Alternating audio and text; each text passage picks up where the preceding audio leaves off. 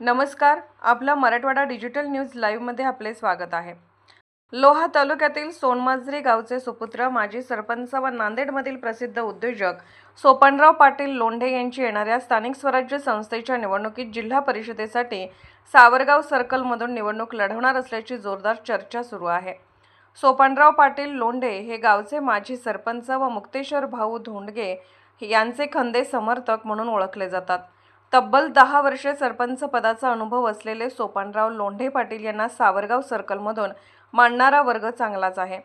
सोपानराव पाटील लोंढे यांनी सोन मांजरी बोरगाव सोसायटी देखील लढवली असता चेअरमन पदाचा मान देखील पटकावला होता।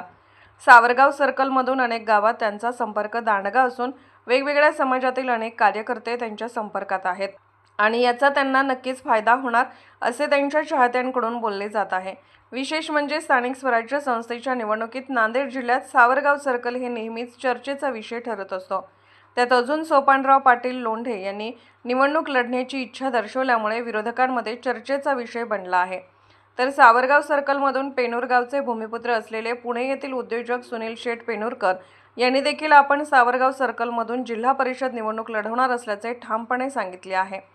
तर शिवसेना उद्धव बाळासाहेब ठाकरे गटाचे ज्येष्ठ नेते तथा माजी आमदार रोहिदासजी चव्हाण यांचे चिरंजीव युवा नेते नवनाथ उर्फ बापू चव्हाण यांनी देखील निवडणूक लढवण्याची इच्छा व्यक्त केली आहे। तर माजी शिक्षण सभापती जिल्हा परिषद नांदेड संजय पाटील करहाळे यांनी देखील जय्यत तयारी दर्शवली आहे।